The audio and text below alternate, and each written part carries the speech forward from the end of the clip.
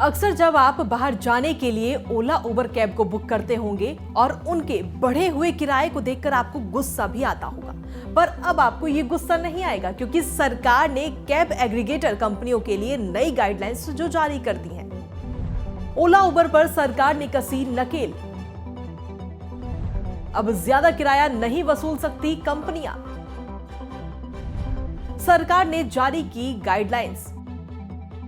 ओला और उबर जैसी cab aggregator कंपनियां पीक आवर्स के दौरान किराए में कुछ गुने बढ़ोतरी कर देती हैं, लेकिन अब सरकार ने इन कंपनियों पर नकेल कसने की तैयारी कर ली है। सरकार ने शुक्रवार को ओला और उबर जैसी कैब एग्रीगेटर कंपनियों के ऊपर मांग बढ़ने पर किराए बढ़ाने की एक सीमा लगा दी है। अब ये कंपनियां मूल किराए के 1.5 गुने से अधिक किराया आपसे नहीं वसूल सकती। इसके अलावा केंद्रीय सड़क परिवहन मंत्रालय ने मोटर वाहन एग्रीगेटर्स के लिए क्या-क्या नए दिशा निर्देश जारी किए हैं, आपको बताते हैं। नई गाइडलाइंस के मुताबिक हर ड्राइव पर ड्राइवर को 80% किराया मिलेगा, जबकि कंपनियों के पास 20% ही किराया जाएगा। एग्रीगेटर को बेस फेयर से 50% कम चार्ज करने की अनुमति होगी। बढ़ी हुई कीमतों को बेस फेयर का 1.5 गुना तक कर दिया गया है।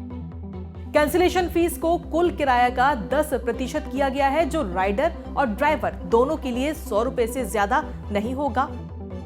बेस फेयर कम से कम 3 किलोमीटर के लिए होगा। एग्रीगेटर्स को डाटा स्थानीयकरण सुनिश्चित करना होगा और यह सुनिश्चित करना होगा कि डाटा भारतीय सर्वर में न्यूनतम 3 महीने और ज्यादा से ज्यादा 4 महीने उस तारीख से संग्रहित किया जाए जिस दिन डाटा जनरेट किया गया था।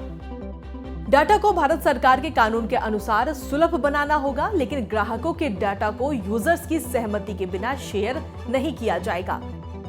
कैब एग्रीगेटर्स को एक 24/7 कंट्रोल रूम स्थापित करना होगा और सभी ड्राइवरों को अनिवार्य रूप से हर समय कंट्रोल रूम से जुड़ा होना होगा। एक कैलेंडर दिन में अधिकतम 4 ride sharing intra city trip और प्रति हफ्ते ज्यादा से ज्यादा 2 ride sharing intra city trip की अनुमति होगी, जिसमें एग्रीगेटर के साथ ड्राइवर के साथ प्रत्येक वाहन को भी जोड़ा जाएगा।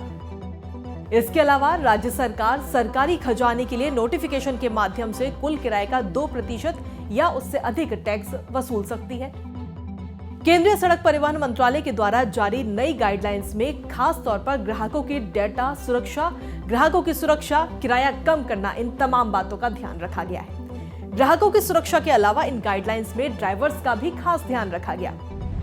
ड्राइवरों को मिलेगा 80% किराया। कैंसिलेशन फीस कुल किराए का 10%। ड्राइवर को अब ड्राइव करने पर 80% किराया मिलेगा, जबकि कंपनी को 20% किराया ही मिल पाएगा।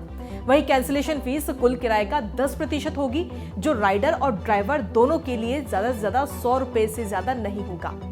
मंत्रालय ने अपने बयान में कहा है कि इससे पहले एग्रीगेटर का रेगुलेशन उपलब्ध नहीं था।